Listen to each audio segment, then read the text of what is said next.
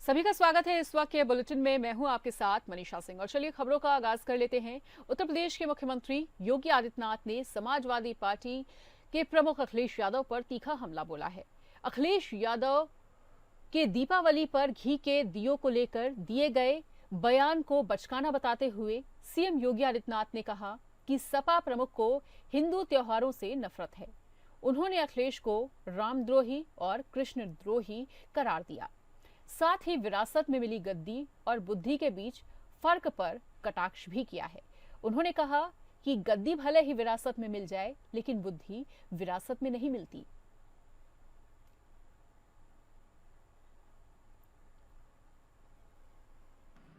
अखिलेश यादव ने कभी इनकी पीड़ा को समझा होता ना, तो इतना बचकाना बयान नहीं देते। और इसीलिए कहते हैं, इसी के लिए कहा गया है ना कि गद्दी विरासत में मिलती है, बुद्धि नहीं मिलती है। बुद्धि नहीं मिलती है, उसके लिए प्रयास करना होता है। और कुछ लोगों की आदत होती है, उनके जीवन भर उनका बचपना नहीं जाता है, उस प्रकार की हरकतें वे कर ही देंगे। और यही हरकत वे आज भी कर रहे हैं। उन्होंने कहा दीप जलाने की आवश्यकता क्या है, यानी उनको दीपावली से नफरत है। यानी अब तक तो हम सोचते थे कि अयोध्या में राम जन्मभूमि से और हिंदू तीर्थों से इनको नफरत होगी। आप याद करिए, जब हमने ब्रज तीर्थ विकास परिषद का गठन किया था तो उन्होंने कहा था कि मैं सफाई में दुर्योधन की मूर्ति लगाऊंगा। मैंने कहा कंस की भी लगा दीजिए। भाई हम तो भगवान कृष्ण की मथुरा को और वृंदावन को सजाएंगे, संवारेंगे, क्योंकि भाई हम लोगों के संस्कार है, ये हमारे संस्कार है। ये आपको कंस और दुर्योधन प्यारे हैं, आप उनकी लगाइए, ठीक बात है। और यही बात उन्होंने इस बार यहां पर भी कही है दीपावली के अवसर पर। यानी वे रामद्रोही ही नहीं हैं, कृष्ण द्रोही भी हैं और सनातन पर्व और त्योहारों के द्रोही भी हैं। किस प्रकार का दोहरा चरित्र लेकर के लोग कार्य करते हैं, यही परिवर्तन है। कांग्रेस श्री राम को नकारती थी, श्री कृष्ण को नकारती थी। आज दुनिया अयोध्या में आकर के श्री राम जन्मभूमि में रामलला का दर्शन कर रही है और अभिभूत होती है। मैंने वह दृश्य देखा है। राष्ट्रीय स्वयं सेवक संघ के कार्यक्रम में यूपी के सीएम योगी आदित्यनाथ ने एक बार फिर से हलाल सर्टिफिकेशन को लेकर यूपी सरकार का रुख साफ किया है। उन्होंने कहा कि हलाल सर्टिफिकेशन पर पूरी तरह से रोक लगा दी गई है। अब कोई भी संस्था हलाल सर्टिफिकेट लगाकर अपनी चीजें नहीं बेच पाएगी। योगी आदित्यनाथ ने अपने संबोधन में राजनीति इस्लाम को सनातन की आस्था का सबसे बड़ा शत्रु बताया है। उन्होंने कहा कि हम ब्रिटिश और फ्रांसीसी उपनिवेशवाद के खिलाफ लड़े, राजनीतिक इस्लाम के खिलाफ भी हमारे पूर्वजों ने लड़ाई लड़ी। नाम उसका जब कार्रवाई हो रही थी और हम लोगों ने लगभग 3 वर्षों से अपनी टीम को बिठाया हुआ था अलग अलग जगह की, भाई देखो इसकी गतिविधि को वॉच करना है, देखना है, और वक्त आने पर फिर जब पूरा मटेरियल इकट्ठा हो जाएगा तो हमारी प्रभावी कार्रवाई होगी।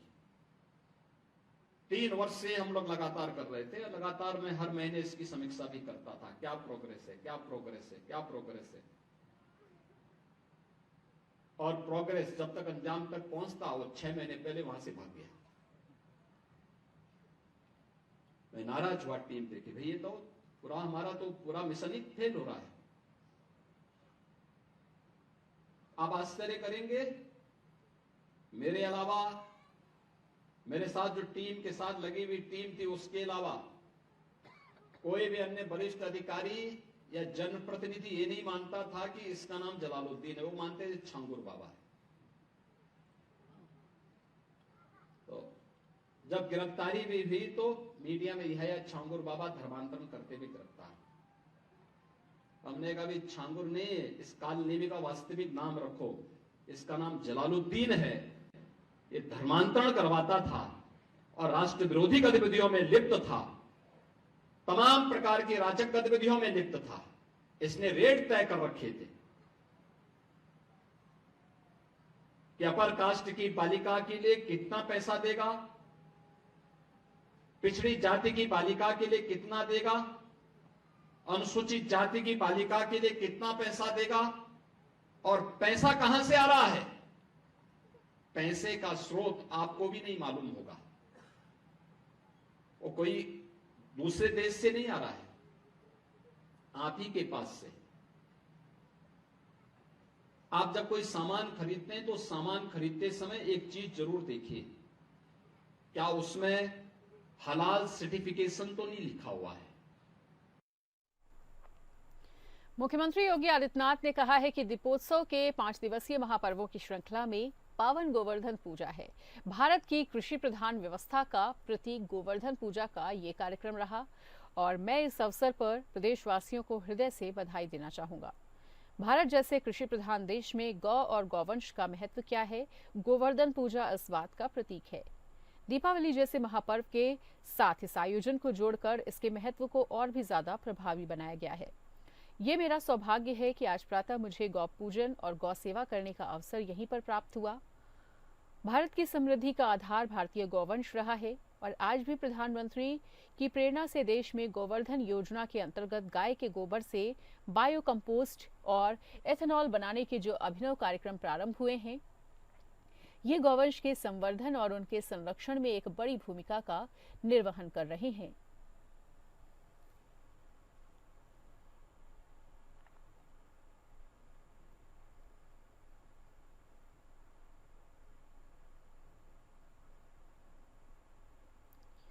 जहां एक ओर देश और देशवासियों ने पूरे जोश और उल्लास के साथ दीपों का त्योहार मनाया है, तो वहीं दूसरी ओर शहर का आसमान देशभक्ति के रंगों और पतंगों से जगमगा उठा, जिससे त्योहारी खुशियां और दीपावली का जश्न और भी ज्यादा बढ़ गया। उत्तर प्रदेश के 2 शहरों अयोध्या और लखनऊ ने दिवाली के पावन अवसर पर अपने विशिष्टता के लिए सुर्खियां बटोरी। भगवान राम की जन्मभूमि ने दिए जलाने के एक नए कीर्तिमान को रचा, तो वहीं राजधानी में ऑपरेशन सिंदूर की चर्चा भी सुर्खियों में रही। देशभक्ति से ओत-प्रोत पतंगों की झड़ी बाजारों में लग गई और स्थानीय लोगों का भरपूर समर्थन भी मिला। कई निवासी स्वदेशी पतंगे खरीदने के लिए उमड़ पड़े, जो सशस्त्र बलों के पराक्रम को दर्शाती थी और ऑपरेशन सिंदूर के तहत पाकिस्तानी आतंकी ठिकानों पर सफल सैन्य हमलों का जश्न मना रही थी। इन पतंगों में ऑपरेशन सिंदूर में भारतीय सेना और वायुसेना के पराक्रम को दर्शाया गया था और त्योहार मनाने के लिए प्रधानमंत्री नरेंद्र मोदी की तस्वीरें भी प्रदर्शित की गई थी। ऑपरेशन सिंदूर की नायिका कर्नल सोफिया और विंग कमांडर व्योमिका सिंह की तस्वीरें भी खूब बिक रही थी। ज्ञात हो, उत्तर प्रदेश के कुछ जिले में गोवर्धन पूजा को जमघट के तौर पर मनाया जाता है और जमघट के दिन पतंगे भी उड़ाई जाती हैं और इसी कड़ी में रंग बिरंगी पतंगों को उड़ाकर प्रदेश में कई जगह देशभक्ति के रंग नजर आए और ये रंग बिरंगी पतंगे बाजारों में भी खूब बिकती हुई नजर आईं।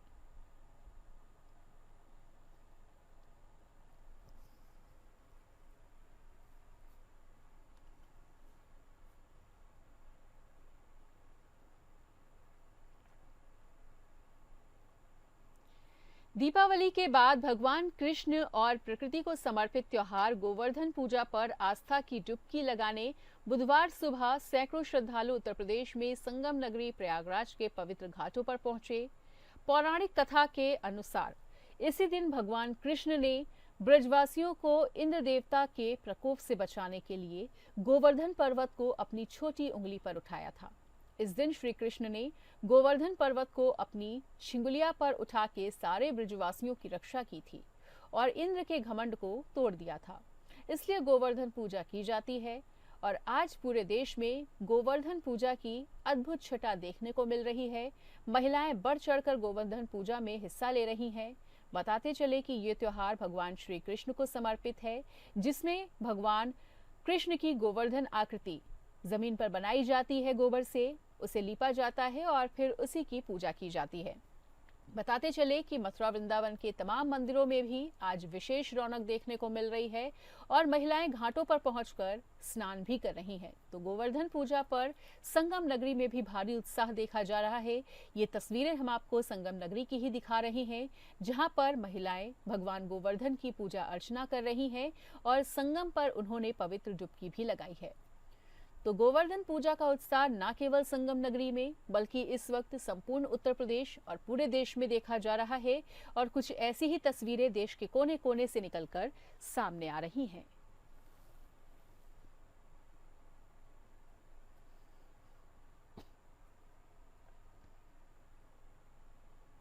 इस दिन श्री कृष्ण जी ने गोवर्धन पर्वत को अपनी उंगलियां में उठा के सारे ब्रजवासियों की रक्षा की थी और इंद्र के घमंड को तोड़ दिया था। इसलिए गोवर्धन पूजा होती। एक महीना जमुना मैया का स्नान, पूजा पाठ और बैठकर हम लोग सब लोग भजन कीर्तन करते हैं। सभी देवी देवताओं की पूजा करते, अर्चन करते, वंदन उनका आशीर्वाद प्राप्त करते। इंद्र देवता के लिए लोग जो है पूजा करते थे, तो कृष्ण जी जो थे वो बोले कि क्यों इंद्र देवता की पूजा की जा रही है, गोवर्धन पूजा है तो उनके पर्वत की पूजा करनी चाहिए। तो इंद्र देव जो है नाराज हो गए, वो इतनी बारिश करने लगी, इतनी ज़्यादा कि पूरा गांव ही बहने लगा। तो लोग कृष्ण जी के पास गए, बोले क्या करे कान्हा, तो कहे ठीक है। वो अपनी कानी उंगली में पर्वत को उठा लिए और उसके नीचे सबको जो है बुला लिए और इस वजह से जो है पर्वत की पूजा होने लगी। तो जैसा कि महिलाओं ने गोवर्धन पूजा से जुड़ी हुई कहानी का भी जिक्र किया और कहानी के अनुसार जब इंद्र देवता के प्रकोप से बचने के लिए लोग इंद्र देवता की पूजा करना चाहते थे, तभी श्री कृष्ण ने कहा कि इंद्र देवता की बजाय उन्हें इस गोवर्धन पूजा में सम्मिलित होकर गोवर्धन पर्वत की पूजा करनी चाहिए। और तभी से गोवर्धन पूजा का प्रावधान है, न केवल संपूर्ण मथुरा वृंदावन में बल्कि पूरे देश में गोवर्धन पूजा पूरे हर्षोल्लास के साथ की जाती है। और अगर गोवर्धन यानी कि गिरिराज मंदिर की बात की जाए तो इस दिन वहां की भव्यता और दिव्यता देखते ही बनती है। तो ये जो नजारा हम आपको टीवी स्क्रीन पर दिखा रहे हैं, ये है संगम नगरी का, जहां पर महिलाएं आस्था की डुबकी लगा रही हैं यमुना जी में और इस्कॉन मंदिर में भी भव्य उत्सव मनाया जा रहा है।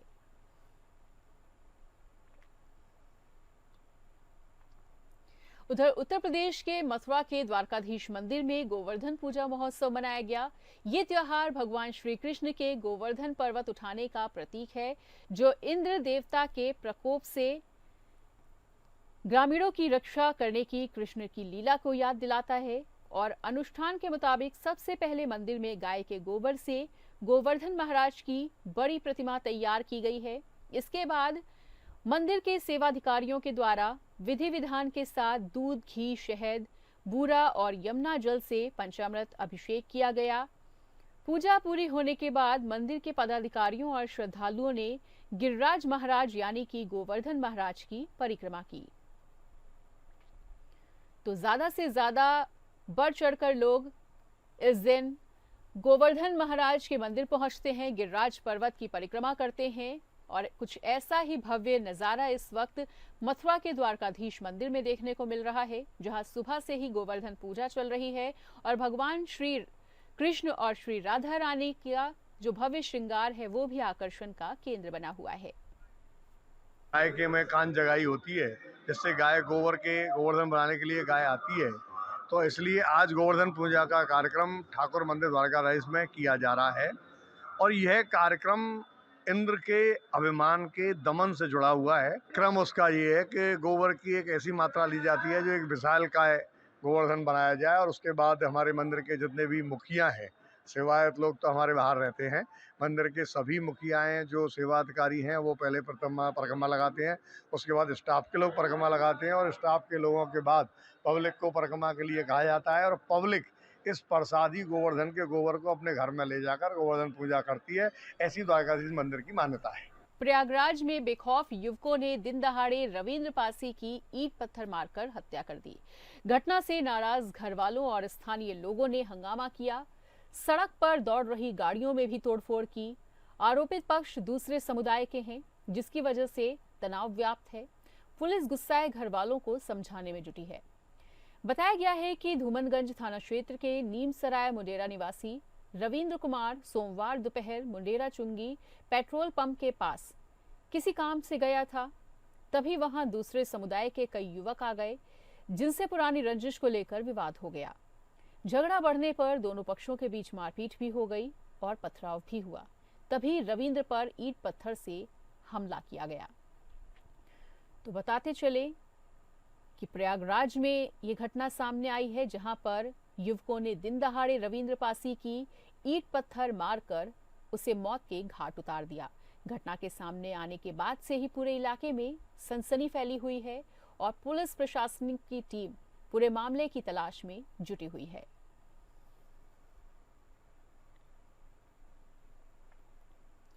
बरेली के थाना बारादरी पुलिस ने अंतर्राज्यीय स्तर पर अवैध मादक पदार्थों की तस्करी करने वाले गिरोह के एक शातिर सदस्य को गिरफ्तार कर उनके कब्जे से 4 किलो 186 ग्राम अवैध मार्फिन बरामद की है, जिसकी अंतर्राष्ट्रीय बाजार में कीमत लगभग 4 करोड़ 15 लाख रुपए बताई जा रही है।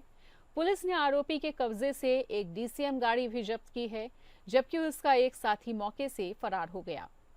दरअसल 21 अक्टूबर की रात थाना प्रभारी धनंजय पांडे, उप निरीक्षक मुनेंद्र पाल सिंह, मनीष भारद्वाज तथा पुलिसकर्मी साबिर अली और अंकुश चौधरी टीम के साथ डोहरा रोड स्थित बॉयज हॉस्टल के पास गश्त पर थे।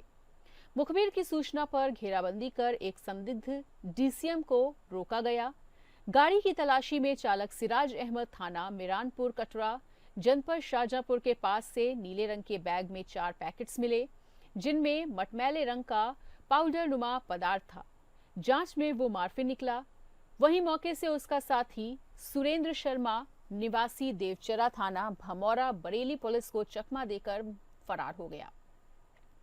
पूछताछ में आरोपी सिराज अहमद ने बताया कि फरार सुरेंद्र शर्मा इस गिरोह का मुख्य सरगना है, जो पंजाब और नागालैंड से मार्फिन मंगवाकर विभिन्न जिलों में सप्लाई करता था। श्रीमान वरिष्ठ पुलिस अधीक्षक जनपद बरेली के निर्देशन में अवैध मादक पदार्थों के विरुद्ध लगातार अभियान चलाया जा रहा है। ऑर्गेनाइज क्राइम और जो संयुक्त ये ऑर्गेनाइज रूप से क्राइम करने वाले अपराधी हैं, इनके विरुद्ध लगातार अभियान चलाया जाता रहा है और इसी के अंतर्गत आज थाना बरादरी पुलिस ने एक बहुत बड़ी रिकवरी करी है। इसमें एक व्यक्ति जिसका नाम सिराज अहमद सन ऑफ नबी अहमद कटरा शाहजहांपुर का ये रहने वाला है, इसके पास से 4 किलो 186 ग्राम मॉर्फिन ये बरामद हुई है और मॉर्फिन की जो कुल कीमत है, जो बरामदगी हुई है, इसकी कुल कीमत 4 करोड़ 15 लाख रुपए है अंतर्राष्ट्रीय बाजार में। ये जो अच्छी कार्रवाई की गई है, थाना बरादरी पुलिस ने SHO धनंजय पांडे के निर्देशन में चौकी इंचार्ज और उनकी पूरी टीम ने ये कार्रवाई की है। इसमें एक DCM ट्रक बरामद हुआ है, जिसमें ये जो तस्कर हैं मादक पदार्थों के, ये अपने ट्रक में बंदायूं के दीपावली पर कोठा गांव में चल रहे जुए में 1 लाख रुपए जीतने पर किसान की पीट कर हत्या कर दी गई। आरोपितों को इतनी बड़ी रकम हारना हजम नहीं हुआ और न ही पुलिस जुए को रोक पाई। गांव से करीब 100 मीटर दूर किसान का शव खेत में खून से लथपथ पड़ा मिला। दोपहर के समय पुलिस ने उसका पोस्टमार्टम करा दिया और इसकी रिपोर्ट में सिर पर चोट लगने की वजह से उसकी मृत्यु हुई है। अभी पुलिस ने कोई प्राथमिकी दर्ज नहीं की है, लेकिन तहरीर आने पर मामला दर्ज कर कार्रवाई का आश्वासन दिया गया है। थाना क्षेत्र के गांव कोठा निवासी राम प्रकाश खेतीबाड़ी करते थे। उनके भतीजे मनोहर के मुताबिक राम प्रकाश का एक छोटा बेटा था, जिसकी कुछ समय पहले मृत्यु हो चुकी है। उनके 2 नाती हैं, वो खेतीबाड़ी करके उन्हीं का पालन पोषण कर रहे थे। दीपावली के त्योहार को लेकर उनके गांव में कई जगह पर जुआ चल रहा था और इससे राम प्रकाश भी रात जुआ खेलने के लिए निकल गए थे। वो रात भर घर नहीं लौट कर आए और सुबह गांव से करीब 100 मीटर दूर डाल सिंह के खेत में उनका शव खून से लथपथ अवस्था में मिला। बताया जा रहा है कि गांव के कुछ लोग खेतों की ओर गए थे, तब उन्होंने उनके शव को देखा और इसकी सूचना पर किसान के स्वजन रोते बिलखते हुए वहां पर पहुंच गए और उन्होंने हत्या का आरोप लगाते हुए कार्रवाई की मांग की।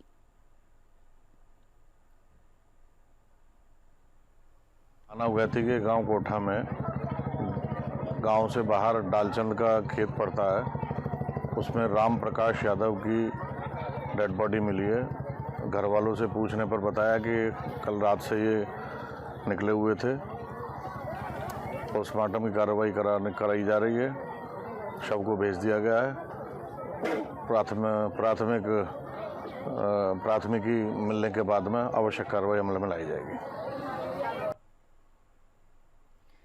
कुशीनगर से शर्मसार कर देने वाले एक रिश्ते का मामला सामने आया है और बताते चले कि ये मामला खड्डा जिले का है, जहां एक 3 साल की मासूम बच्ची के साथ 35 वर्षीय फूफा ने रेप किया और इसके बाद वो बच्ची को तड़पता छोड़कर भाग निकला। बच्ची को मां को जब इसका पता चला तो उसने थाने में रिपोर्ट दर्ज कराई और पुलिस ने बच्ची को अस्पताल में भर्ती कराया।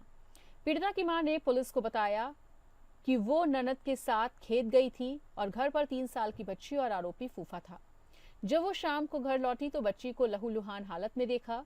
उसने जब बच्ची से इस बारे में पूछा तो उसने सारा मामला बताया। बच्ची ने बताया कि फूफा ने उसके साथ गंदा काम किया है और वो रोने लगी तो फूफा भी भाग निकला। आरोपी फूफा की शादी 2015 में पीड़िता की बुआ के साथ हुई थी। उसके 3 बच्चे हैं। वहीं बच्ची को इलाज के लिए फिलहाल सामुदायिक स्वास्थ्य केंद्र में लाया गया है।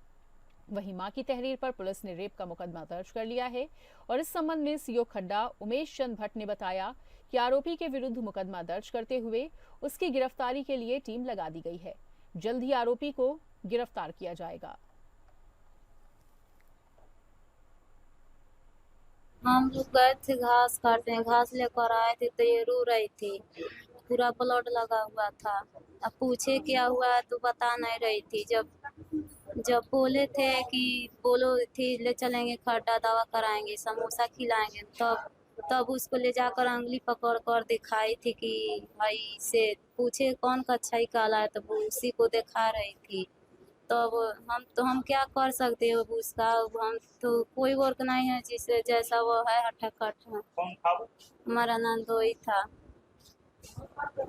में महिला कांस्टेबल के द्वारा और उसकी मां के द्वारा एक बच्चे को लाया गया है। उसका बाहरी परीक्षण किया गया, इलाज किया गया है। अंदरूनी जांच के लिए इसको जिले के लिए भेज दिया गया है। प्राइमरी परीक्षण में बाहरी चोट देखा जाता है, इंटरनल पार्ट का नहीं हम लोग देखते हैं। यहाँ एग्जामिन किया जाता है महिला के द्वारा, महिला डॉक्टर के द्वारा जिला पे किया जाता है।